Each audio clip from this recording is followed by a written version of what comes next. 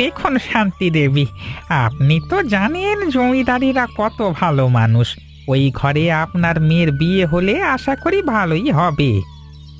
সবই তো জানি, একমাত্র মেয়ে আমার, ছোটবেলা থেকে অনেক কষ্ট করেই বড় করেছি। জমিদারিরা আপনার মেয়েকে খুব পছন্দ করেছেন। এই গ্রামে আপনার মেয়ের প্রশংসার তো কোনো কমতি নেই।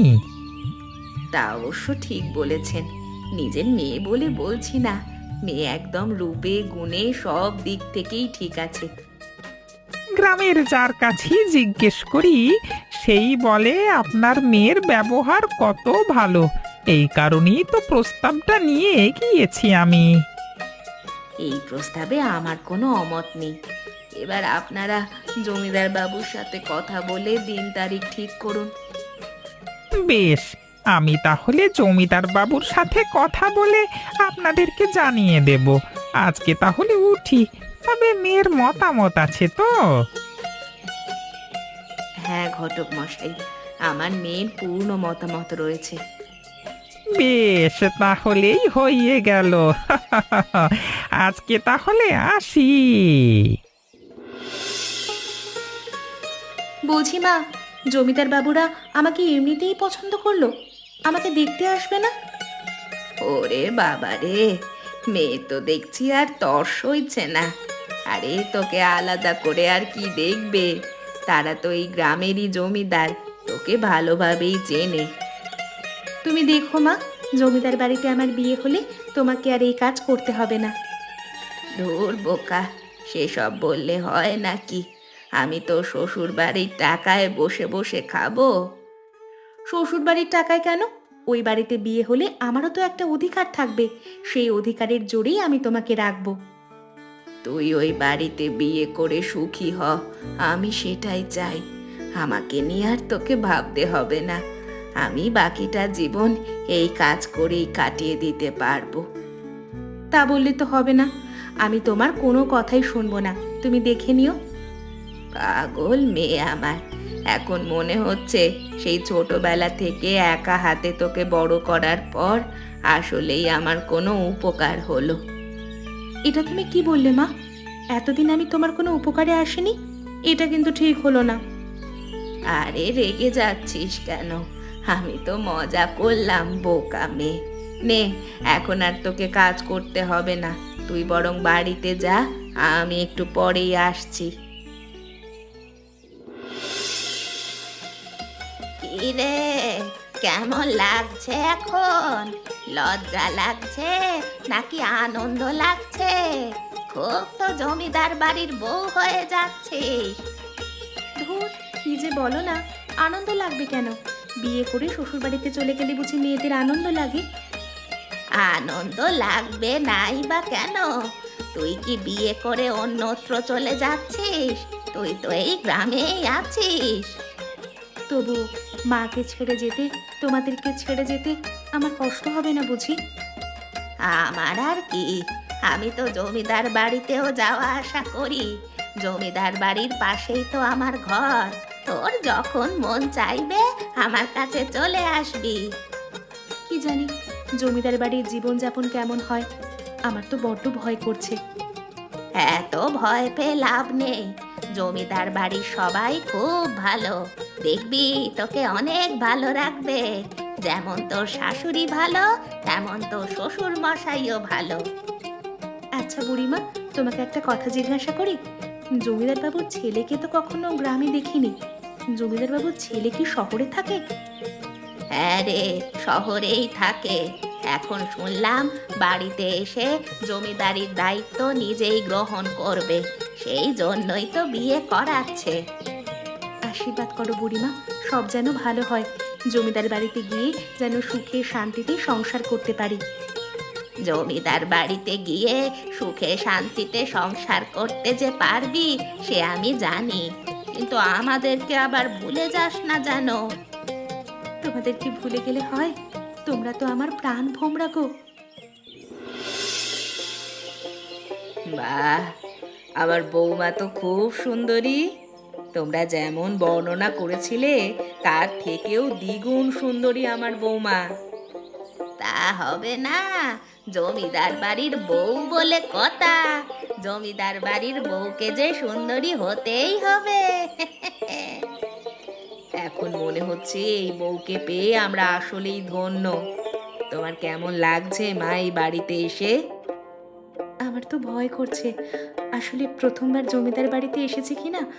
আপনারা কিছু মনে করবেন না। কি যে বলো না, জমিদার বাড়িতেই প্রথম এসেছো বুঝি?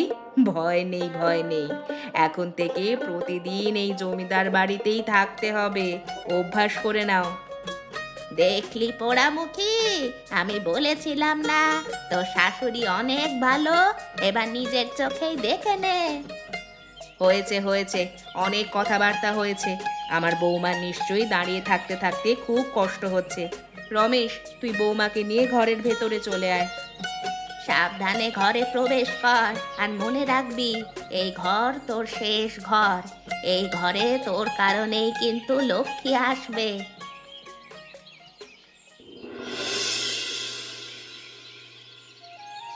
সুনিতা, এই সুনিতা, এখনো ঘুমোচ্ছিস নাকি? আরে ওঠ ওঠ, শ্বশুর বাড়িতে এত বেলা করে ঘুমালে হবে নাকি? উফ, দিলে তো আমার ঘুমটা ভাঙিয়ে।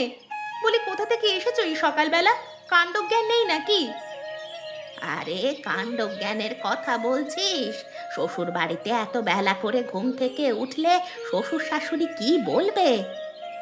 তা আমার শ্বশুর শাশুড়ি আমাকে কি বলবে না বলবে সেটা তোমার থেকে তো আমাকে জানতে হবে না। তুমি এখানে এসেছো কেন? আরে আমি তো এসেছি তোর ভালোর জন্য, তোকে ঘুম থেকে ডেকে দিতে। আমি ঘুমাচ্ছি বলে তোমার খুব সমস্যা হচ্ছে, তাই না? আমার শ্বশুর শাশুড়ির তো সমস্যা হচ্ছে না, তুমি এত আগ বাড়িয়ে কথা বলতে আসছো কেন? তুই কি আমার সাথে মজা করছিস, নাকি ঘুমের ঘোরে আছিস বলে এভাবে কথা বলছিস? আমি সজ্ঞানে তোমার সাথে কথা বলছি। এরপর থেকে আমাকে এভাবে ঘুম থেকে জাগাবে না, আর ঘরে ঢোকার আগে অবশ্যই অনুমতি নিয়ে ঢুকবে। তোর ঘরে ঢুকতে হলে এখন আমাকে অনুমতি নিয়ে ঢুকতে হবে? তা নয় তো কি? তোমাদের মতো গরিবদের বিশ্বাস নেই, কখন ঘরে ঢুকবে আর কোন জিনিস নিয়ে চলে যাবে তার ঠিক নেই। এসব এসব কি বলছিস তুই? দুদিন হলো জমিদার বাড়ির বউ হয়েছিস, আর এখনই এত অহংকার! দেখো, আমি তোমার সাথে এত কথা বলতে চাই না। এখনই এই ঘর থেকে বেরিয়ে যাও, আর যেন আমার ঘরে তোমাকে আমি না দেখতে পাই। দেখ রমেশ, আমি ভালোর জন্যই বলছি। সুনিতা যা শুরু করে দিয়েছে তা কিন্তু মোটেও ভালো লাগছে না। এখন এখানে আমি কি করতে পারি বলো তো মা? তোমরা নিজেরা পছন্দ করেই তো আমাকে বিয়ে করিয়েছো। তা অবশ্য ঠিক, কিন্তু তোর বিয়ে যখন ওর সাথেই হয়েছে, বউকে বোঝানো তোর দায়িত্ব। আমার তো মনে হয় না ওকে বোঝালেও বুঝবে। ওর মনের মধ্যে অহংকার ঢুকে গেছে। ব্যাপারটা খুবই বিরক্তিকর। বাড়ির সমস্ত চাকর বাকরদের সাথে খারাপ ব্যবহার করা শুরু করে দিয়েছে। শুনলাম আজ সকালেও বুড়িমার ওপরে চেঁচামেচি করেছে। কি বলছো? এত দূর গড়িয়েছে? যেই চাকর বাকরকে আমরা এত বছরে একটাও কটু কথা শোনাইনি, সেই চাকর বাকরের সাথে খারাপ ব্যবহার করেছে। তাহলে আর বলছি কি, যা শুরু করেছে তা কোনোভাবেই মেনে নেওয়া সম্ভব নয়। তোর বাবা যদি জানতে পারে, কেলেঙ্কারি হয়ে যাবে। আমি দেখছি ওর সাথে কথা বলে ওকে বোঝাতে হবে। জমিদার বাড়ির বউয়ের এত অহংকার থাকবে, সেটা তো হতে পারে না। মনের মধ্যে যদি এত অহংকার থাকে, তাহলে ভবিষ্যতে গ্রামের মানুষদের সেবা করবে কিভাবে? বাড়ির বাইরেও এই বিষয় নিয়ে কম আলাপ আলোচনা হচ্ছে না মা। বাইরে গেলেই আমি শুনতে পাচ্ছি কানাঘুষো চলছে। বিষয়টা আমার নজরে এলো বলেই কিন্তু আমি তোকে জানিয়েছি। এবার দেখ তোরা কি করবি। ঠিক আছে মা, আমি দেখছি।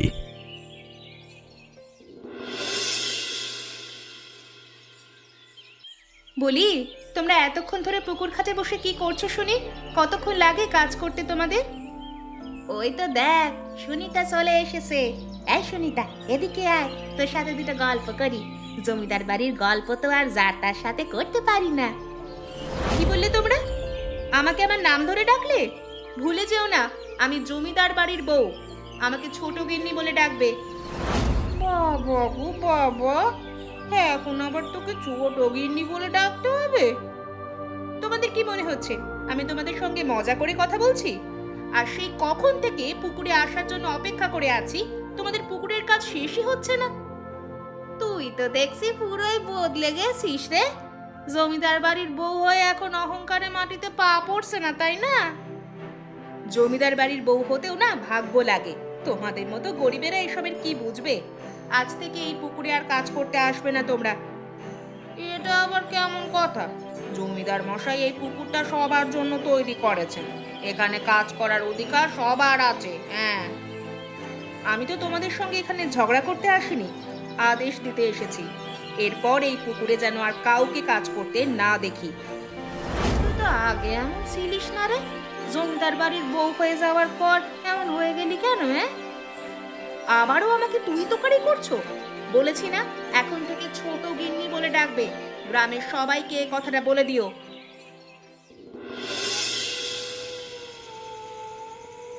বলুন বাবা, আমাকে কিসের জন্য ডেকেছেন? ওদিকে আবার আবার অনেক কাজ পড়ে আছে। আরে বসো বসো, এত তাড়াহুড়ো করছো কেন? কাজ করবার জন্য এত কাজের লোক রয়েছে। আমি বাড়ির কাজের কথা বলিনি, আমার নিজস্ব কাজের কথা বলেছি। যাই হোক, বলুন কিসের জন্য ডেকেছেন আমাকে? বলছি, শহর থেকে আমার কিছু অতিথি আসবে। অতিথিদের জন্য কিছু বিশেষ আয়োজন করবার চেষ্টা করছি। ভাবলাম তার পাশাপাশি তোমার হাতের ছোলার সিঙাড়া রাখলে কেমন হয়? আমার হাতের মানে? বিষয়টা আমি ঠিক বুঝলাম না। দেখো, তোমার হাতের সিঙারার স্বাদ কিন্তু অতুলনীয়। তাই আমি ভাবছি তুমি যদি ছোলার সিঙারা বানাও, অতিথি খুশি হবে। দেখুন, আমি আপনার বাড়ির বউ। আমি আপনার বাড়ির দোকানদার বা হোটেলের কোনো মানুষ নই যে আপনার অতিথিকে আমি সিঙ্গারা বানিয়ে খাওয়াবো। আহা, তুমি এভাবে বলছো কেন? আমি তো তোমাকে সেভাবে বলতে চাইনি। তুমি বাড়ির বউ। একদম ঠিক বলেছেন, আমি বাড়ির বউ, কোনো কাজের লোক নই যে অতিথিদের জন্য আমাকে রান্না বান্না করতে হবে। ঠিক আছে, তুমি যদি সিঙারা বানাতে না চাও তাহলে তো আমি তোমাকে জোর করতে পারবো না। তবে এভাবে কথা বলার কোনো মানে হয় না। আপনার কাণ্ডজ্ঞান থাকা উচিত। বাড়িতে অতিথি আসবে আর তার জন্য জমিদার বাড়ির বউ রান্না করবে? বিষয়টা হাস্যকর নয়? যদি জমিদার বাড়ির বউকেই রান্না করতে হয় তাহলে এতগুলো কাজের লোক রাখা হয়েছে কেন? যত সব।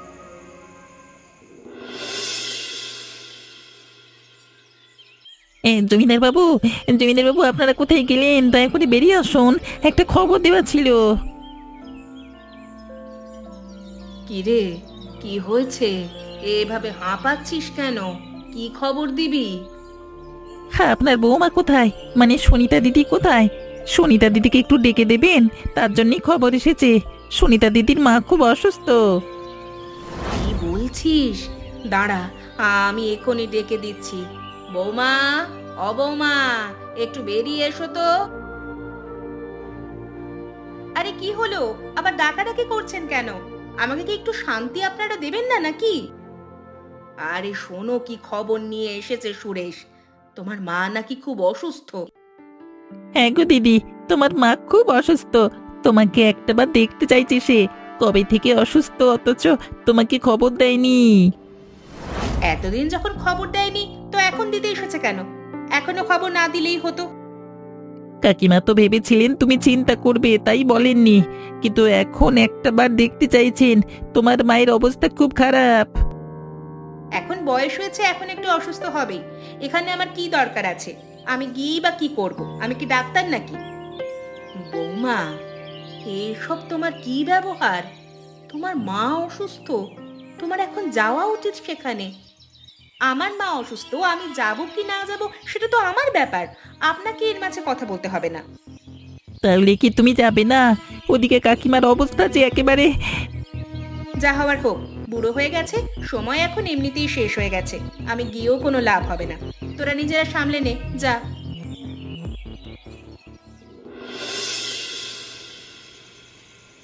কি হলো?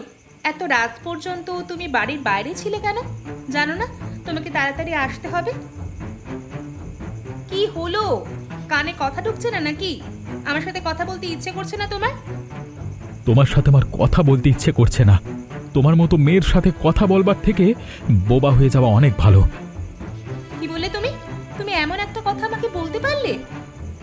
তোমার তো কপাল ভালো, আমি তোমাকে এখনো গালমন্দ করিনি। তোমার মতো মেয়ের মরে যাওয়া উচিত। ওপরওয়ালা না করুক, তোমার মতো মেয়ের জন্ম যেন কারোর ঘরে না হয়।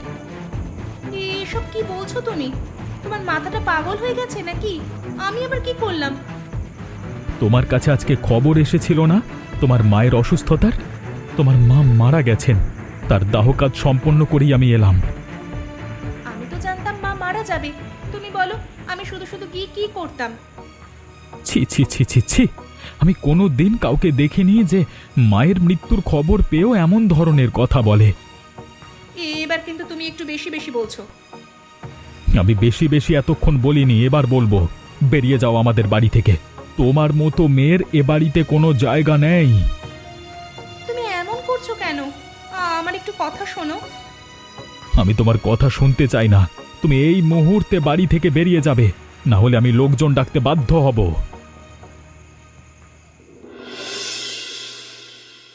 মাগো, মাগো, আমি এটা কি করলাম মা? অহংকারে এতটাই অন্ধ হয়ে গিয়েছিলাম যে আমি যে তোমাকে হারিয়ে ফেলেছি এটাও আমি বুঝতে পারলাম না। আমি এখন কি করব? কাঁদিস না রে, এখন আর কেঁদে কি হবে? তোর মা তো ওপরওয়ালার কাছে চলেই গেছেন। শুধু একটাই আফসোস, তোর মা জীবনে শান্তি পেলেন না। ঠিক বলেছ বুড়িমা, আমার জন্যই শান্তি পাননি। না জানি কত কষ্টই না পেয়েছেন মা। আমি চিকিৎসা অবধি করাইনি। অহংকার তোকে চেপে ধরেছিল, এই কারণেই তো তুই হিতাহিত জ্ঞান শূন্য হয়ে গিয়েছিলি। আমি এখন কি করব? আমি মাকে হারিয়ে ফেলেছি। মা, তুমি ফিরে এসো, একটা বার ফিরে এসো মা। দেখো দেখো, আমি তোমার কাছে চলে এসেছি। এখন যতই ডাকাডাকি করিস না কেন, তোর মা আর কোনোদিন ফিরে আসবে না। আমি আমি আবার আগের মতো হয়ে যাব, আগের মতো জীবন যাপন করব, আবার ছোলার সিঙ্গারা বানিয়ে সংসার চালাবো। মাকে খুশি করার এটাই শেষ উপায়।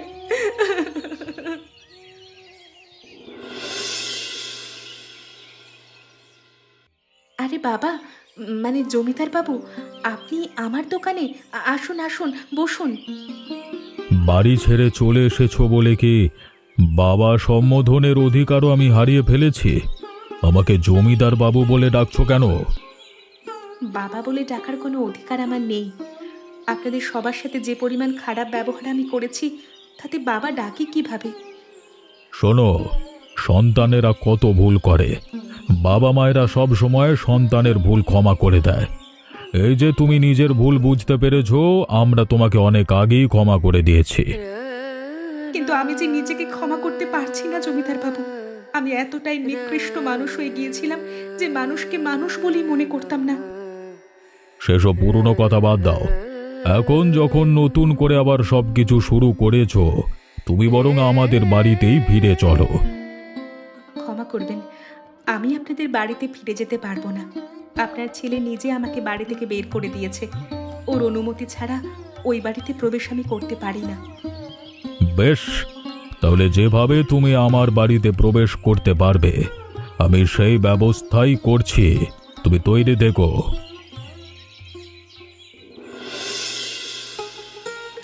এসো মা, এসো। তুমি এতদিন এই বাড়িতে ছিলে না, বাড়িটা একদম খাঁ খাঁ করছিল। আমাকে ক্ষমা করুন মা, আমাকে ক্ষমা করুন। আমি আর কোনোদিন খারাপ ব্যবহার করব না কারোর সাথে। এ কি, এ তুমি কি করছো? ওঠো ওঠো বলছি। তুমি আমার মেয়ে, আর তুমি আমার পায়ে পড়ছো। তুমি তো আমার বুকে থাকবে। না মা, আপনারা এত ভালো মানুষ, আপনাদের সন্তান হওয়ার কোনো যোগ্যতা আমার নেই। সন্তান হওয়ার জন্য যোগ্যতার দরকার হয় না মা। তুমি যে নিজের ভুল বুঝতে পেরেছো, এটাই অনেক কিছু। আমরা সবাই তোমাকে ক্ষমা করে দিয়েছি। রমেশের কথা ভাবছো? রমেশ তো সেই কবেই তোমাকে ক্ষমা করে দিয়েছে। ওকে নিয়ে চিন্তা করো না, আবার সব আগের মতো ঠিক হয়ে যাবে। আবার সব ঠিক হয়ে যাবে আমি জানি, শুধুমাত্র মাঝখান থেকে আমার মা কষ্ট পেয়ে পৃথিবী থেকে বিদায় নিলেন। তোমার এক মা উপরওয়ালার কাছে চলে গেছেন, তাতে কি হয়েছে? আমরা পুরো পরিবার তোমার সাথে আছি।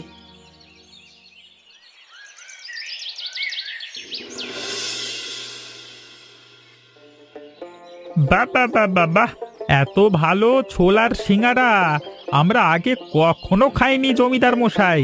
আপনার পুত্রবধূর হাতে কিন্তু জাদু আছে।